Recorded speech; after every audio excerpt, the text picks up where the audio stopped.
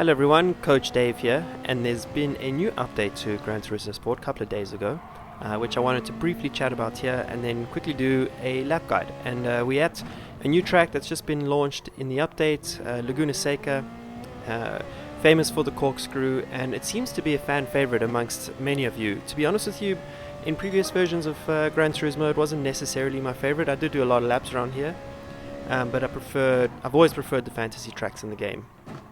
That being said, as soon as this update was out and I was back from my racing overseas, I had to give it a shot, and I have to say, once again, I'm quite impressed with the modeling that Gran Turismo have done with the real life track. It was the same case with Spa, where they also impressed me with the modeling there, with the curbs and everything.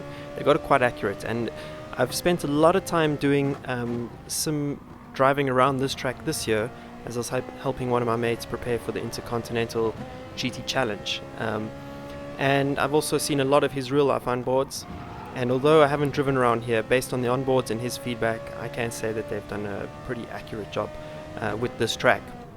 So I figured, what the hell, let's take a Group 3 car, open a little private lobby so we have the right physics, and do a brief track guide of Laguna Seca. So a couple of things that have impressed me with the track is usually Gran Turismo with the sausage curbs, they're a bit too forgiving, but on this track they are quite punishing, and that really gives me a little bit more satisfaction with the game, and it allows me to appreciate the physics a little bit more, because I was starting to worry, like for example in Barcelona, where even though the track looks accurate, you can ride the sausage curbs as if they don't exist, and that's not really cool, because in real life, if you touch these sausage curbs in the wrong way, you can literally damage your suspension, as you may have seen in a couple of Blancpain races in previous years when they've been hit at the wrong angle. Overall though, the runoffs here are pretty cool. They're punishing enough, and I like that tracks like this, you have to be very accurate with your lines, and where you exit you cannot just abuse track limits, and I wish all tracks in real life were in this way. I was just recently in Abu Dhabi, which is a track I do enjoy, especially in the night stints, but it's very forgiving if you run wide. There's a lot of tarmac runoff.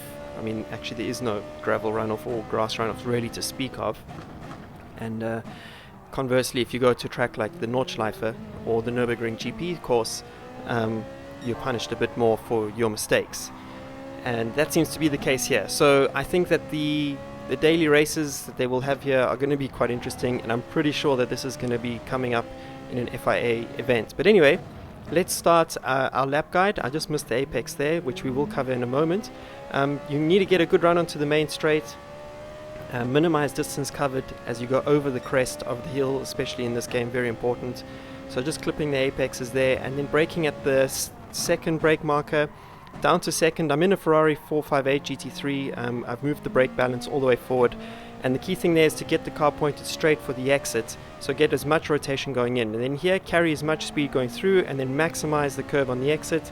I think here I short shift to fourth gear so I can carry some nice rolling speed, getting to a really good apex, and getting on the power as early as possible. But as always, as I've preached before, I'm only getting on the power on the apex once I've got all my turning done. Third gear through there, possibly fourth gear with the pro guys, and then this blind crest here, you got to turn before you actually see the apex curb, and just be aware that you can really maximize the exit there. And then braking now for the famous corner, the corkscrew. Turn in early here, I get a little bit of snap oversteer, but manage to clean it up, and you want to get on the power as early as you can, going down the hill and using the camber of the hill to generate some grip. Last two turns, carry as much speed through here as possible, maximizing a bit too much there, and I think I brake a little bit too late here. You actually want to overslow the car. Okay, I actually got it right in this one. The previous lap I didn't. Overslow the car for the final corner so you can find the apex and get on the power as early as possible for the straight. The sooner you get on the power there, the better your straight line speed is going to be. Starting a new lap now, and there you go. There's the lap guide for Laguna Seca. I really enjoyed it. This video has been brought to you by my channel sponsors, Thrustmaster, and my swag, Coach Dave. If you want some of that, shop.daveapparel.net. And also a big thank you to my Patreon members, who have been absolute legends this year, supporting my channel and allowing me to bring you this content Until the next one, I hope you enjoyed it. Enjoy Laguna Seca, and I will catch you around the next lap. Peace.